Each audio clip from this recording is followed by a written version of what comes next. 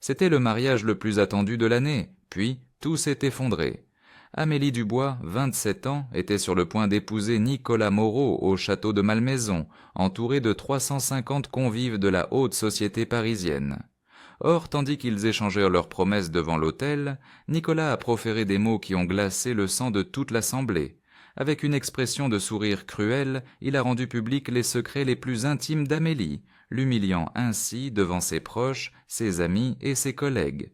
Ce que Nicolas ignorait, c'est que le général Pierre Dubois, le père de la mariée et l'une des figures les plus influentes en France, se tenait juste derrière lui. Un homme qui avait consacré son existence à la protection de la nation et qui n'aurait jamais toléré que quiconque anéantisse sa fille. Les événements qui se sont déroulés durant les minutes suivantes ont montré au monde ce qu'il advient lorsque l'on sous-estime la dévotion d'un père et la détermination d'une femme qui choisit de restaurer son honneur. Le château de Malmaison brillait sous le soleil de mai, tel un joyau serti dans la campagne d'Île-de-France. 350 invités, issus de la crème de la société parisienne, s'étaient réunis pour célébrer ce que tous les magazines mondains présentaient comme l'événement de l'année. Amélie Dubois, la fille du très estimé général Pierre Dubois, s'apprêtait à unir sa destinée à celle de Nicolas Moreau, l'héritier de l'empire immobilier Moreau & Associés. Amélie, âgée de 27 ans, possédait une beauté classique rappelant les actrices du cinéma français des années 60. Diplômée de Sciences Po, titulaire d'un master obtenu à Londres, elle parlait 4 langues et exerçait en tant qu'avocate spécialisée en droit international. C'était une femme autonome et résolue, élevée selon les principes d'honneur et d'intégrité que son père lui avait transmis. Nicolas Moreau, 31 ans, incarnait l'image parfaite du parti idéal pour la société, séduisant, fortuné, captivant, issu d'une lignée qui possédait une grande partie des biens immobiliers de prestige à Paris et sur la Côte d'Azur.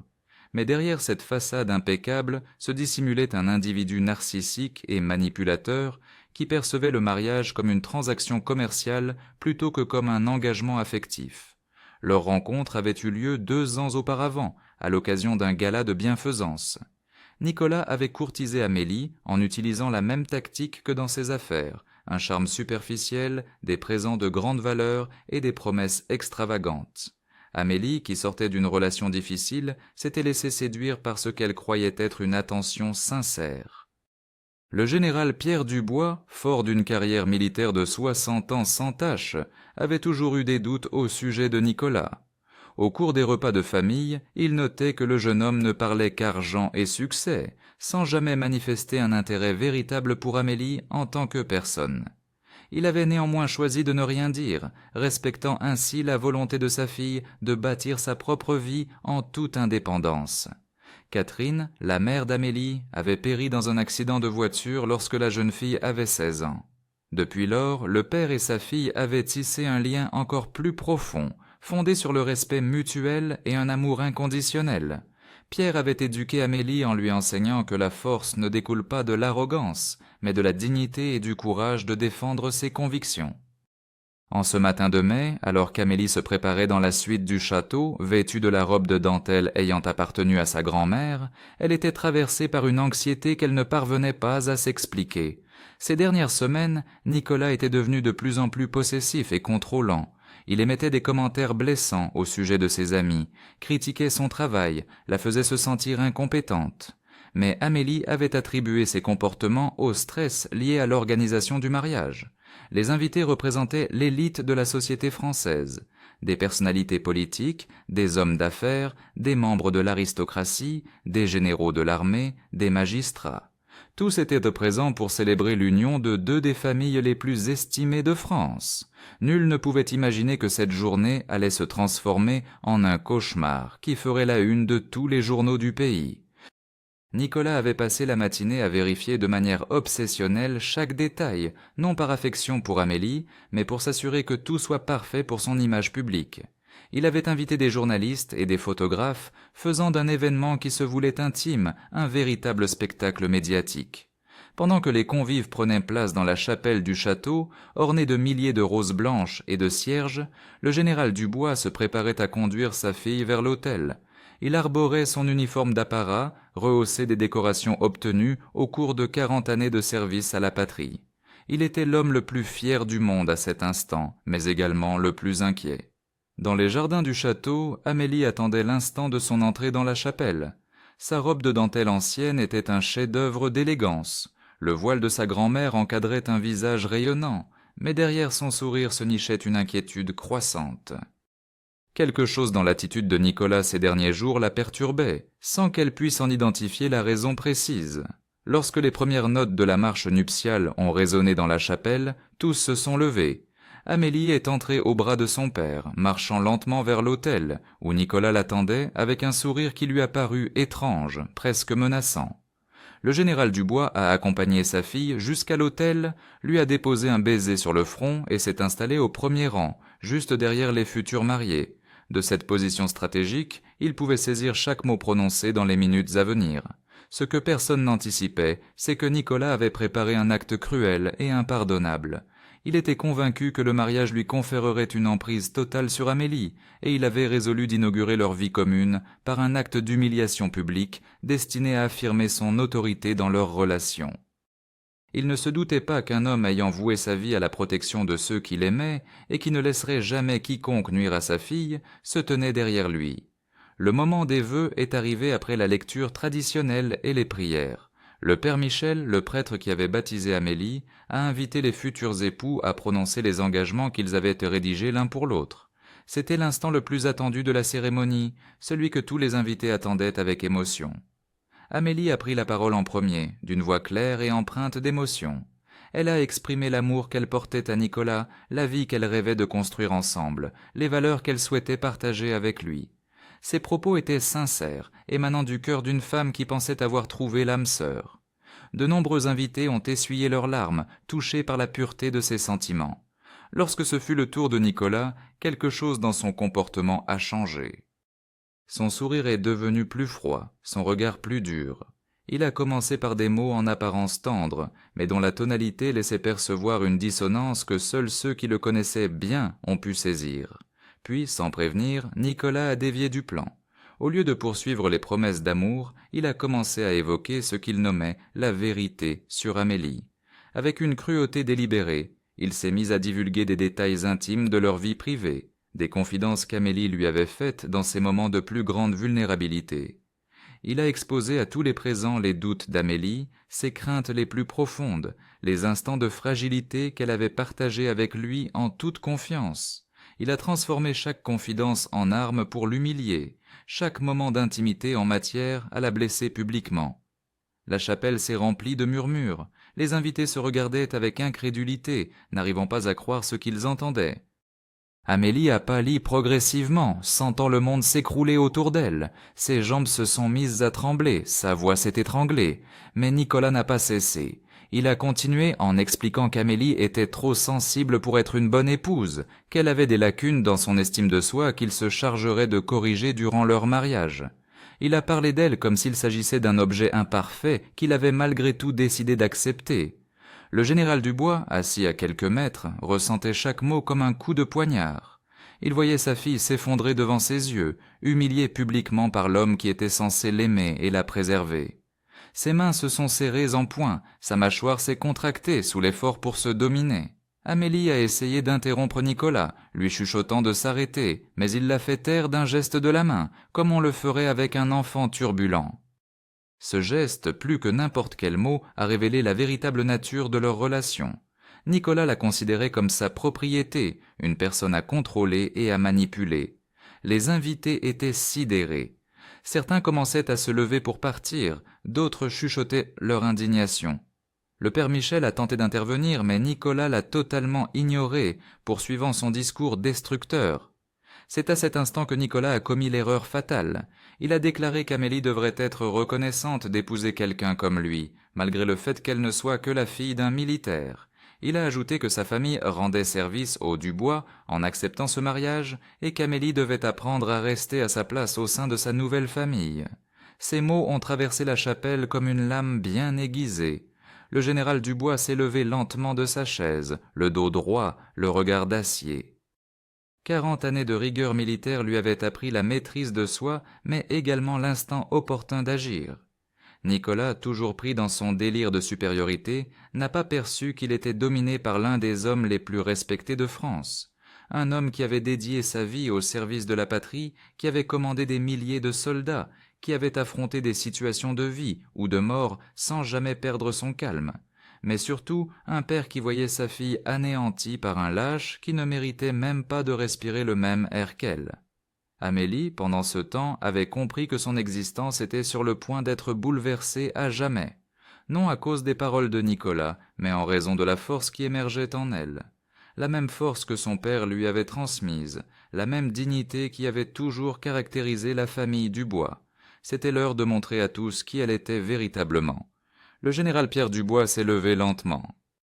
Ses pas résonnèrent sur le sol de marbre avec l'autorité conférée par 40 années de commandement militaire. Nicolas, encore absorbé par son monologue odieux, a senti une présence derrière lui et s'est retourné. Il s'est retrouvé face au général Dubois.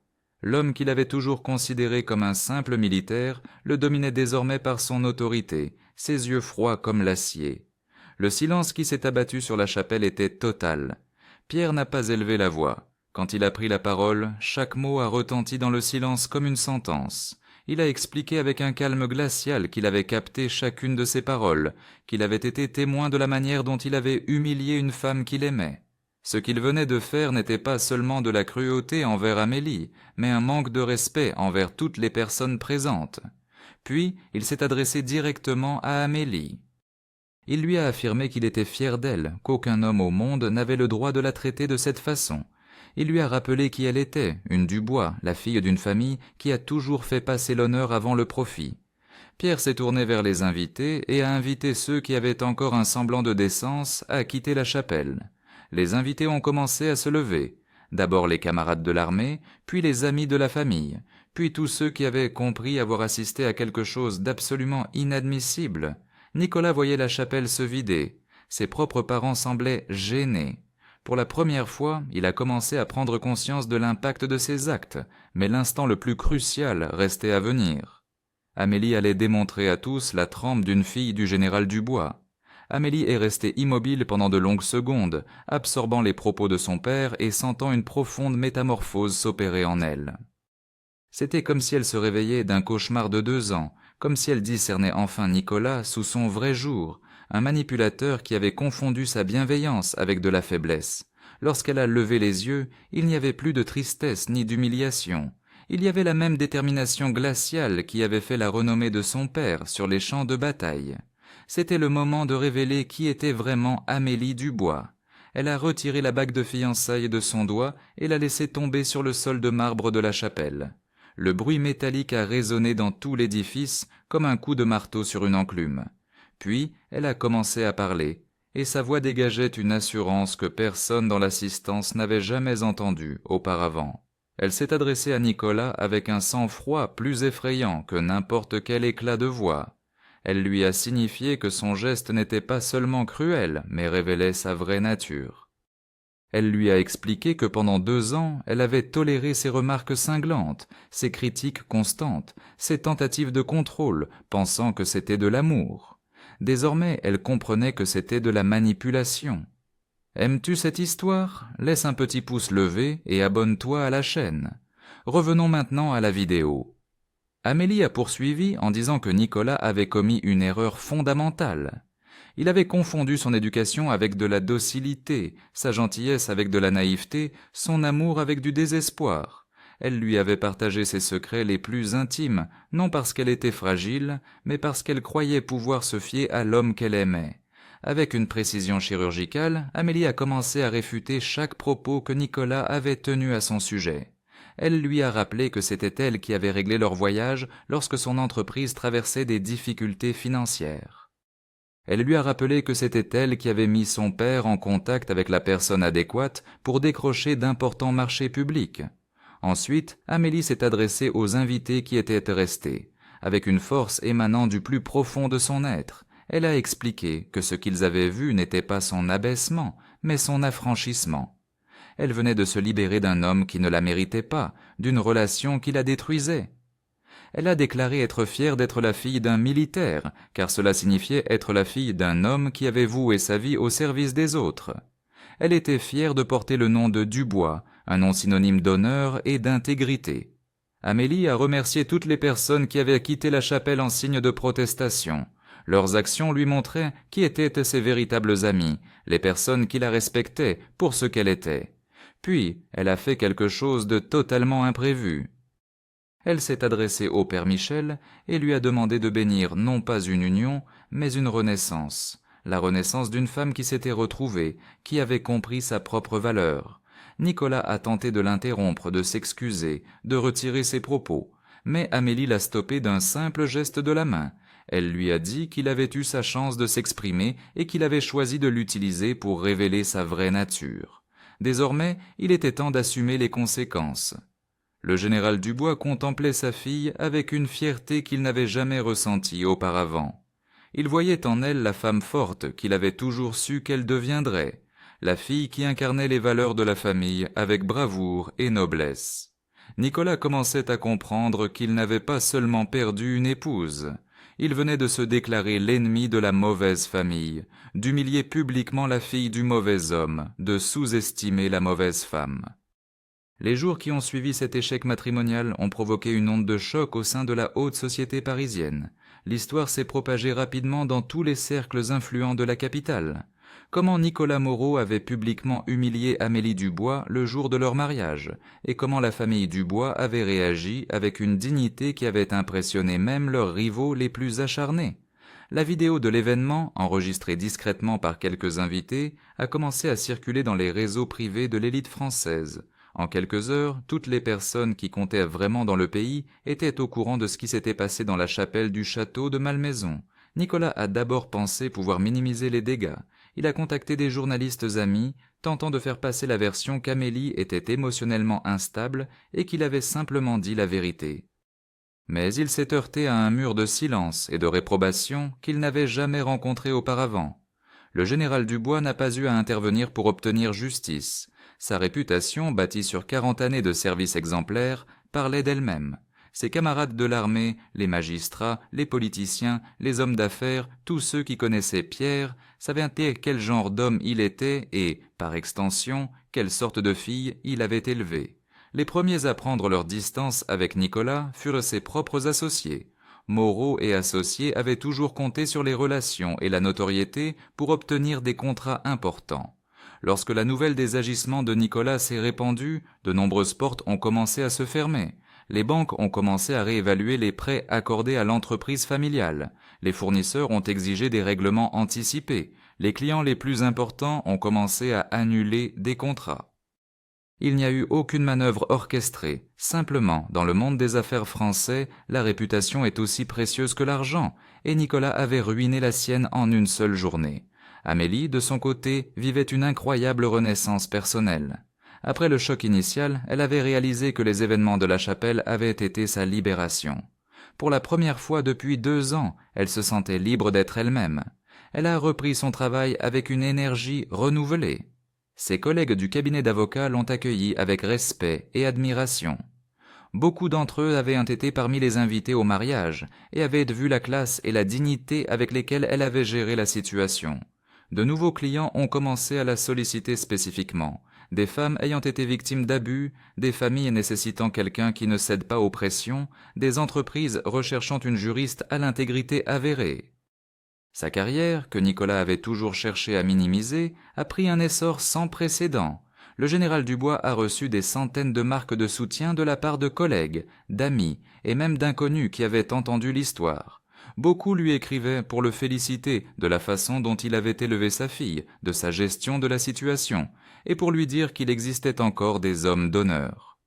3 semaines après l'annulation du mariage, Nicolas s'est présenté chez les Dubois.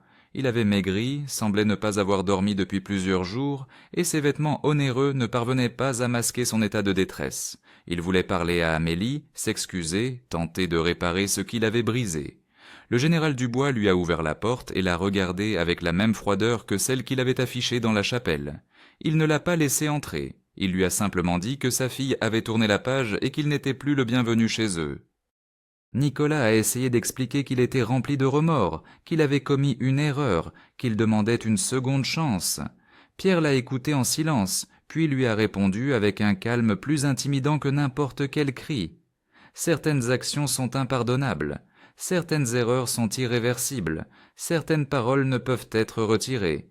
Lorsque Nicolas s'est éloigné, les épaules courbées et le regard défait, Pierre a refermé la porte, conscient que justice avait été rendue, non pas par des règlements de compte ou des machinations, mais simplement en laissant la vérité éclater et la société en tirer ses propres conclusions. Amélie, qui avait entendu la conversation depuis la fenêtre, a senti qu'un chapitre douloureux de sa vie se clôturait enfin. Elle était prête à écrire les chapitres suivants, plus forte, plus avisée et entièrement maîtresse de son propre destin. 1 an après ce mariage qui n'avait jamais eu lieu, la vie d'Amélie Dubois était totalement transformée. Elle était devenue l'une des avocates les plus respectées de Paris, spécialisée dans la défense des femmes victimes de violences psychologiques et de manipulation. Son expérience personnelle lui avait donné une efficacité remarquable pour identifier les signes d'abus émotionnels et aider d'autres femmes à s'en défaire. Son cabinet avait créé une section spécifiquement dédiée à ces cas, offrant des consultations gratuites à celles qui n'en avaient pas les moyens. Amélie avait converti la souffrance de son expérience en une mission de vie, empêcher que d'autres femmes subissent ce qu'elle avait enduré avec Nicolas. L'histoire du mariage avorté était devenue légendaire dans les cercles parisiens, non pas comme un scandale de la presse à sensation, mais comme un exemple de réaction avec dignité face à l'humiliation. De nombreuses femmes la contactaient pour lui raconter des situations similaires, pour solliciter des conseils, pour trouver le courage de s'extraire de relations toxiques. Le général Dubois observait sa fille avec une fierté qui croissait de jour en jour. Il avait toujours été convaincu de la force d'Amélie, mais la voir transformer un moment de douleur en une force qui venait en aide aux autres le remplissait d'émotion. Il était fier non seulement de la réussite professionnelle de sa fille, mais de la femme qu'elle avait choisi d'être. Nicolas Moreau, quant à lui, payait un lourd tribut pour cet instant de cruauté. Son entreprise avait perdu la majorité de ses contrats importants. Beaucoup de ses connaissances l'avaient désavoué. Il était devenu un sujet de mépris au sein de la haute société parisienne. L'exemple de ce qu'il ne fallait pas faire. L'homme qui avait tout détruit et tout gâché par vanité et par méchanceté. Il avait tenté de redorer son blason, mais chaque fois qu'il semblait progresser, quelqu'un se remémorait l'histoire du mariage. Il était devenu un exclu social, contraint de vivre avec les conséquences de ses actes pour le restant de ses jours. Un soir de printemps, exactement 1 an après ce jour funeste, Amélie a reçu une distinction du barreau de Paris pour son engagement dans la défense des droits des femmes. La cérémonie a eu lieu dans le même château où elle aurait dû épouser Nicolas. Lorsqu'elle est montée sur scène pour accepter cette reconnaissance, Amélie a balayé l'assistance du regard et a reconnu plusieurs des personnes qui avaient été présentes à son mariage avorté. Mais cette fois, leurs yeux exprimaient respect, admiration et fierté pour ce qu'elle était devenue. Dans son allocution de remerciement, Amélie a parlé de la force que l'on peut trouver dans les moments les plus sombres. Elle a raconté comment parfois la vie nous confronte à des situations qui semblent vouloir nous briser, mais qui en réalité nous indiquent la voie vers une version améliorée de nous-mêmes. Elle a souligné l'importance d'avoir dans sa vie des personnes qui nous aiment sincèrement, des personnes qui nous soutiennent lorsque tout paraît s'effondrer. Elle a regardé son père, assis au premier rang, en uniforme de gala, et lui a dédié le prix. Sans lui, a-t-elle dit, elle n'aurait jamais trouvé la force de réagir comme elle l'avait fait. Elle a même adressé un remerciement à Nicolas, ce qui a surpris toute l'assistance. Elle l'a remercié de lui avoir montré qui il était réellement, avant qu'il ne soit trop tard, de lui avoir fait comprendre qu'elle méritait mieux, de lui avoir donné l'impulsion nécessaire pour devenir la femme qu'elle était à présent. Lorsqu'elle est descendue de scène, de nombreuses femmes se sont approchées pour la féliciter. Certaines lui ont raconté avoir réussi à s'extirper de relations toxiques en s'inspirant de son histoire. D'autres lui ont demandé de l'aide pour des situations qu'elle vivait. Le général Dubois observait la scène avec émotion. Sa fille n'avait pas seulement survécu à une tentative de destruction psychologique, mais avait réussi à la transformer en une force qui venait en aide aux autres. Elle était devenue la preuve vivante que la dignité et l'intégrité triomphent toujours de la méchanceté et de la manipulation.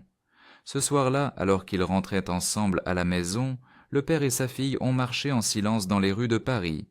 Ils n'avaient pas besoin de mots pour se comprendre.